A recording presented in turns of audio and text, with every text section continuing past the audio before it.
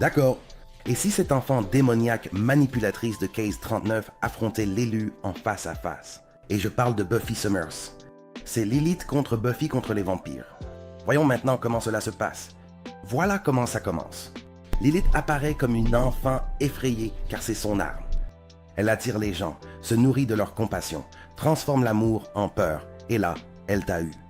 Mais Buffy a un cœur, mais il n'est pas tendre.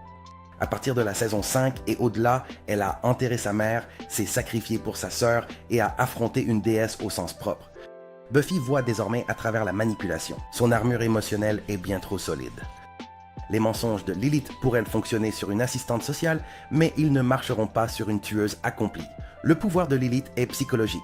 Hallucination, murmures suicidaires, distorsion de la réalité induite par la peur. Mais Buffy a dansé avec la mort, littéralement. Elle a affronté le premier mal qui lui a fait exactement la même chose, mais à l'échelle cosmique. Elle a survécu à la dépression, la perte, la trahison et s'est relevée. Donc, même si Lilith l'attaque avec des illusions, Buffy a déjà été brisée et elle est revenue plus forte. Voici la vérité. Lilith ne se bat pas. Elle ne donne pas de coups de poing, ne griffe pas, ne mord pas. Elle manipule. Mais Buffy tue les démons comme si de rien n'était. Une fois que Buffy la voit telle qu'elle est vraiment, ce n'est plus un combat. C'est une exécution. Lame sacrée, exorcisme rapide ou coup de poing de tueuse en pleine figure. Lilith se nourrit de la peur, mais Buffy la nourrit de ses poings.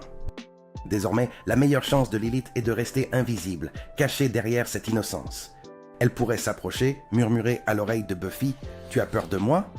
Mais tu vois, Buffy n'a pas peur parce qu'elle se met en colère, et c'est là que tout le plan de Lilith s'effondre, car Buffy ne fuit pas l'obscurité. Elle traque l'obscurité. Donc, je veux dire que la gagnante, c'est Buffy Summers, et de loin.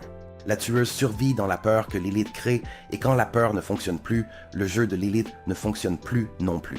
Alors Buffy s'en va, Lilith brûle. Selon vous, qui Buffy devrait-elle affronter ensuite? Dites-le moi dans les commentaires. Faites-moi savoir dans quelle direction vous voulez voir ces combats aller.